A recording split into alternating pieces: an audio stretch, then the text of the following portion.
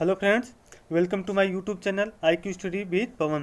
दोस्तों, आज मैं आप लोग को ह्यूमन डिजीज से रिलेटेड कुछ इंपॉर्टेंट क्वेश्चन को बताऊंगी जो कि एग्जाम की दृष्टि से बहुत ही इंपॉर्टेंट। जैसा कि आप लोग जानते भी होंगे कि हर एग्जाम में एक से दो क्वेश्चन बनते रहते हैं डिजीज से रिलेटेड।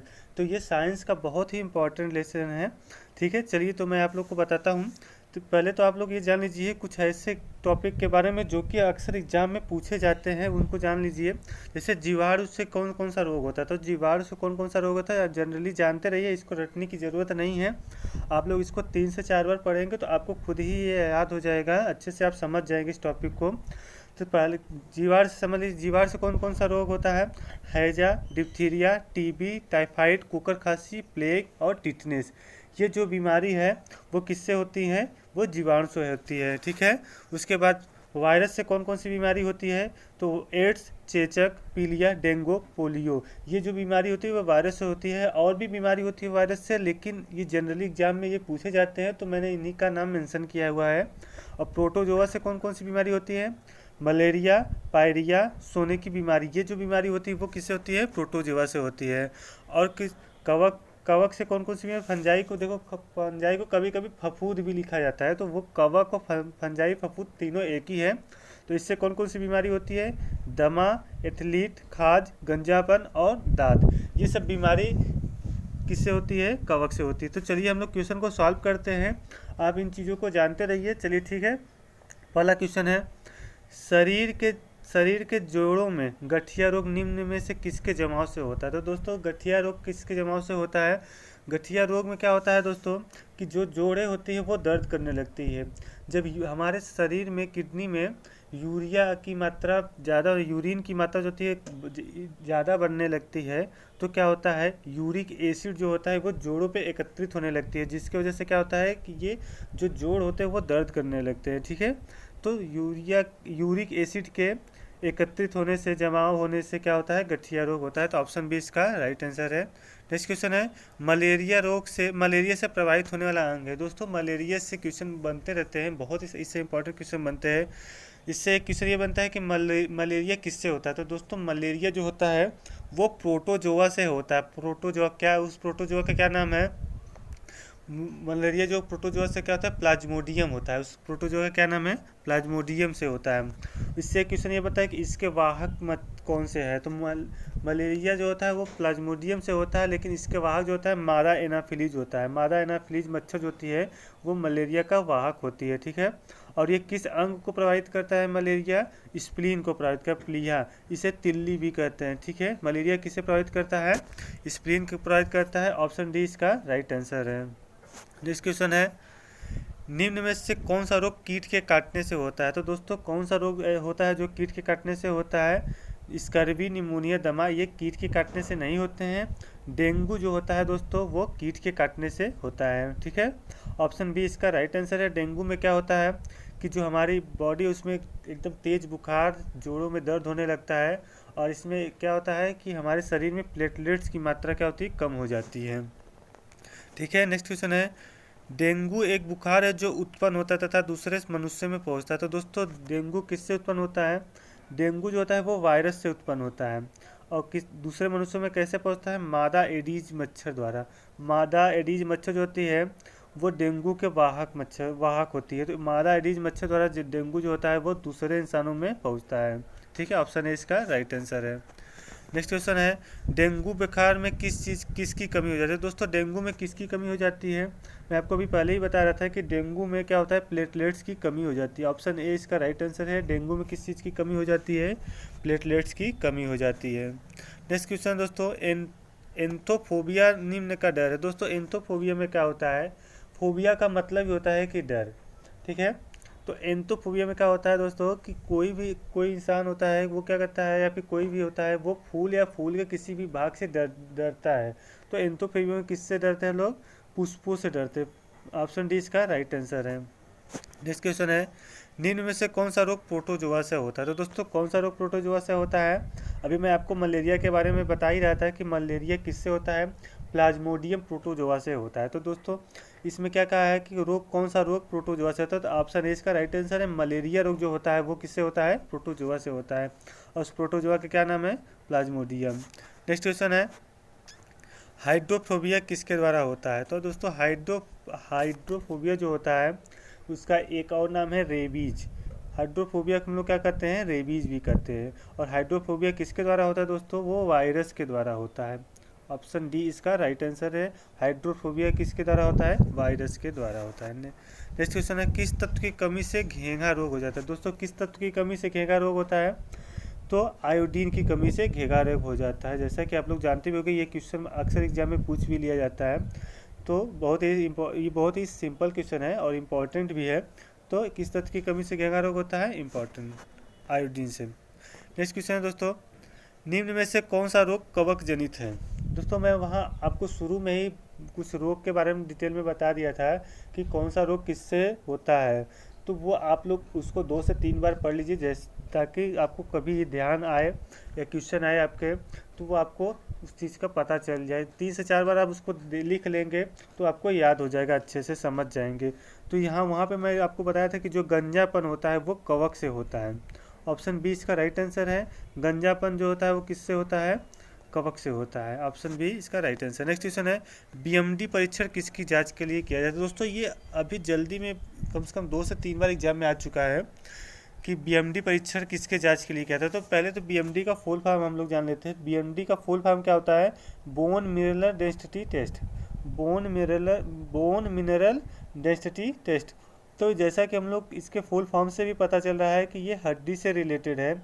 तो फिर ये किसके परीक्षण की जांच के लिए किया था? ऑस्टियोपोरोसिस। जब कभी हड्डी में या कोई छेद हो जाता है तो उसके टेस्ट के लिए हम लोग बीएमडी टेस्ट करते हैं। ठीक है। नेक्स्ट क्वेश्चन है, जिन देशों में क्या होता है? जिन देशों में लोगों का मुख्य खाद्यान्न पालिश किया हुआ चावल है वो लोग पीड़ित हैं। दोस्तों जिन देश में लोग पालिश किया हुआ चावल खाते हैं वो किससे पीड़ित हो जाते हैं? थायमीन से पीड़ित हो जाते हैं। जैसा कि मैं आपको विटामिन का जो लेक्चर है उसमें बताया था कि थायमीन का क्या क्या इंपॉर्टेंस है। आप अगर उस वीडियो को नहीं देखे तो वहाँ पे जाके आप लोग देख सकते हैं। तो जिन देशों में लोगों के मुख्य खाद्यान्न पालिश किया हुआ चावल है वो किससे पीड़ित हो जाता है? थायमीन से। थायमीन का जो विटामिन है दोस्तों, थायमीन, वो उससे कौन सी बीमारी होती है? बेरी बीमारी होती है। विटामिन B1 का नाम क्या होता है? थायमीन होता है। और विटामिन B1 की कमी से कौन सी रोग हो जाता है? बेरी रोग हो जाता है। ऑप्शन 20 का राइट आंसर है। इसका भी विटामिन C की कमी से होता है। और विटामिन C का रसायन नाम क्या है? Ascorbic acid. और रिकेट्स विटामिन D की कमी से होता है। और रिकेट्स का विटामिन D का रसायन नाम क्या है दोस्तों? कैल्सीफेरॉल। नेक्स्ट क्वेश्चन है, बीमारी पता करने का यंत्र एमआरआई का क्या मतलब है? दोस्तों एमआरआई का क्या मतलब होता है? एमआरआई का फुल फॉर्म होता है मैग्नेटिक रेजोनेंस इमेजिंग। तो इसका फुल फॉर्म क्या है? चुंबकीय रेजोनेंस चित्रीकरण। ऑप्शन सी इसका राइट आंसर है। नेक्स्ट क्वेश्चन है, शरीर में किस स्थिति को कैंसर कहते हैं? दोस्तों शरीर में किस स्थिति को कैंसर कहा जाता है? कैंसर में दोस्तों क्या होता है कि हमारे सेल जो होते हैं, हमारी जो बॉडी होती है वो सेल से मिलकर बना होता है। वो जो सेल होता है उसका अनियंत्रित बहुगुणन होने लगता है। तो इससे क्या होता है? जो देखो दोस्तों, सेल को ज़रूरत पड़ती है पोषक पदार्थ की। तो कौन कौन से वो पोषक पदार्थ होते हैं? कार्बोहाइड्रेट, फैट और प्रोटीन। तो जब अनियंत्रित उसका बहुगुणन होने लगता है तो जो सेल होते हैं दोस्तों, जो स्वस्थ सेल होते हैं उनको पोषक पदार्थ की कमी होने लगती है। तो वो धीरे धीरे क्या करते हैं? वो डेड होने लगते हैं, जिससे इंसान भी कमज़ोर होने लगता है और लास्ट में इसकी डेथ हो जाती है। तो ऑप्शन इसमें कौन सा है? शरीर में किस स्थिति को कैंसर कहते हैं? तो सेलों का अनियंत्रित बहुगुणन होना, इससे स्वस्थ सेलों का दम घुटता है और अंत मृत्यु हो जाती है। ऑप्शन सी इसका राइट आंसर है। नेक्स्ट क्वेश्चन है दोस्तों, जो मनुष्य यह नहीं समझ पाता कि उसे भोजन रोक देना चाहिए वह पीड़ित है। तो वो किस बीमारी से पीड़ित है? जो ये नहीं समझ पाता है कि वो कितना खाना खाना चाहिए, वो खाता रहता है, तो उससे वो बुलिमिया नामक बीमारी से पीड़ित है। ऑप्शन है इसका राइट आंसर है। बुलिमिया नामक बीमारी से वो पीड़ित होता है। नेक्स्ट क्वेश्चन है, यदि कोई मानवीय रोग विश्व के बृहद क्षेत्र में फैलता है तो उसे क्या कहते हैं? दोस्तों अभी आप लोग हाल में ही देखे होंगे कि एक बीमारी फैली है जो कोरोना है, पूरे विश्व में फैली हुई है। अगर ऐसी कोई बीमारी फैलती है तो उसे हम लोग क्या कहते हैं? पैंडेमिक कहते हैं। अगर कोई बीमारी पूरे विश्व में फैल जाती है तो उसे हम लोग क्या कहते हैं? पैंडेमिक कहते हैं। और वही बीमारी किसी पर्टिकुलर एरिया में या थोड़े दूर में फैली होती है तो उसे हम लोग क्या कहते हैं? एंडेमिक कहते हैं। ठीक है, तो दोनों में आप लोग ये डिफरेंस समझ लेना। नेक्स्ट क्वेश्चन है, इसका राइट आंसर दोस्तों क्या है, ए है। नेक्स्ट क्वेश्चन है, डीपीटी का टीका किसके काम नहीं आता है। दोस्तों ये जो डीपीटी का टीका है वो बचपन में बच्चों को लगा दिया जाता है। ये बैक्टीरिया के रोकथाम के लिए लगाया जाता है। और डीपीटी में कौन कौन से आते हैं, डिप्थीरिया आता है, काली खांसी आता है और टिटनेस आता है। इसमें पोलियो नहीं आता है। पोलियो का टीका अलग होता है। पोलियो जो होता है दोस्तों वो वायरस से होता है। बाकी डिप्थीरिया, काली खांसी और टिटनेस ये किससे होता है दोस्तों, ये होता है बैक्टीरिया से। पोलियो के बारे में दोस्तों मैं आप लोग को बता दे रहा हूँ कि इससे बहुत सारे इंपॉर्टेंट क्वेश्चन बन सकते हैं और आप लोग को जानना भी चाहिए। देखिए पोलियो किससे होता है, पोलियोमाइलाइटिस वायरस नाम, पोलियोमाइलाइटिस वायरस से होता है पोलियो। ठीक है, ये किसको प्रोवाइड करता है, ये नर्वस सिस्टम को प्रोवाइड करता है। हमारे जो नर्वस सिस्टम होता है उसको डैमेज कर देता है, जिससे हमारा बॉडी जो होता है वो पैरालाइज हो जाता है। ठीक है, इसके टीके की खोज कौन किया था, जॉन साल्क ने पोलियो के टीके की खोज किए थे। ठीक है, नेक्स्ट क्वेश्चन दोस्तों, इनमें से कौन सा रोग का कारण जीवाणु नहीं है। तो दोस्तों कौन सा रोग ऐसा है इनमें से जो जीवाणु से नहीं होता, बैक्टीरिया से नहीं होता। तो एड्स जो होता है दोस्तों वो वायरस से होता है। ठीक है, बाकी डिप्थीरिया, हैजा और काली खांसी ये जो तीनों है दोस्तों वो किससे होते हैं, बैक्टीरिया से होते हैं। ठीक है, नेक्स्ट क्वेश्चन है दोस्तों, रक्त में किसकी कमी से ब्लू बेबी सिंड्रोम नामक बीमारी होती है। दोस्तों ये बहुत ही इंपॉर्टेंट क्वेश्चन है, ब्लू बेबी सिंड्रोम। पहले मैं आप लोग को बता देता हूँ कि ये कैसे होता है। दोस्तों अगर हम लोग नाइट्रेट की मात्रा अगर हमारी बॉडी में बढ़ती है, नाइट्रेट की मात्रा, तो ये क्या करती है, हमारे हीमोग्लोबिन से क्रिया करके मिथाइमोग्लोबिन बना लेती है। अगर नाइट्रेट की मात्रा हमारे बॉडी में बढ़ जाएगी तो ये क्या करता है, हीमोग्लोबिन से क्रिया करके क्या बना लेता है, मिथाइमोग्लोबिन। अगर हमारे ब्लड में मिथाइमोग्लोबिन की मात्रा बढ़ गई तो आप लोग को पता होगा कि हीमोग्लोबिन क्या करता है, हर सेल को ऑक्सीजन पहुंचाता है। अगर हमारे सेल में अगर ऑक्सीजन पर्याप्त मात्रा में नहीं पहुंचेंगे और मिथाइमोग्लोबिन अगर हमारे रक्त में इंक्रीज हो जाएगा तो हमारी बॉडी जो होती है वो नीली पड़ जाती है, जिससे ओठ जो होते हैं वो भी नीले हो जाते हैं। तो ब्लू बेबी सिंड्रोम में जो बॉडी होती है वो कैसी हो जाती है, नीली हो जाती है। और रक्त में किसकी कमी से ये चीज़ होता है, तो नाइट्रेट के। ऑप्शन सी इसका राइट आंसर है। चिकित्सीय भाषा में गोल्डन आवर का संबंध है। दोस्तों चिकित्सीय भाषा में गोल्डन आवर का संबंध किससे है, तो हृदयघात, हार्ट अटैक के 1 आवर्स के जो बाद जो समय होता है उसको हम लोग क्या कहते हैं, गोल्डन आवर कहते हैं। ऑप्शन 20 का राइट आंसर है। नेक्स्ट क्वेश्चन है, हृदय की धड़कन नियंत्रित करने के लिए निम्न में से कौन सा खनिज आवश्यक है। दोस्तों हृदय की जो धड़कन उसको नियंत्रित करने के लिए किस खनिज की आवश्यकता होती है, पोटेशियम की आवश्यकता होती है। यहाँ से दोस्तों एक क्वेश्चन ये बनता है कि वो फ्रूट से रिलेटेड बनता है कि कौन से फ्रूट में पोटेशियम की मात्रा सर्वाधिक होती है, तो वो होता है सेब। सेब को खाने से पोटेशियम की मात्रा बनी रहती है बॉडी में, और लो ब्लड प्रेशर जिसको बीमारी होती है तो उसके लिए बहुत ही बेनिफिट होता है सेब। ठीक है, नेक्स्ट क्वेश्चन है दोस्तों, बीटा ब्लॉकर एक औषधि है बचाने के लिए। तो बीटा ब्लॉकर एक औषधि है, किस चीज़ को बचाते हैं, हृदयघात से, हार्ट अटैक से वो बचाता है बीटा ब्लॉकर। ठीक है, ऑप्शन 20 का राइट आंसर है। नेक्स्ट क्वेश्चन है, लंबे समय तक उपवास रखने से सर्वाधिक प्रभाव शरीर के किस अंग पे पड़ता है। तो दोस्तों लंबे समय तक कोई इंसान अगर उपवास रखता है तो किस अंग पे सर्वाधिक प्रभाव पड़ता है, गुर्दे पे सर्वाधिक प्रभाव पड़ता है। ऑप्शन सी इसका राइट आंसर है। नेक्स्ट क्वेश्चन है दोस्तों, यदि मूत्र में एल्ब्यूमिन आ रहा है तो ऐसे में व्यक्ति के किस अंग के फेल होने की संभावना है। दोस्तों यदि यूरिन में एल्ब्यूमिन की मात्रा इंक्रीज कर जाती है तो हमारे किडनी जो होती है वो फेल होने की उससे समस्या बन जाती है। तो उससे ये पता चलता है कि हमारी किडनी हमारी जो है वो अच्छे से वर्क नहीं कर रही है। ठीक है, इसका राइट आंसर क्या है, a, option a, kidney. Next question है, ट्यूमर की पहचान हेतु प्रयुक्त रेडियोधर्मी है।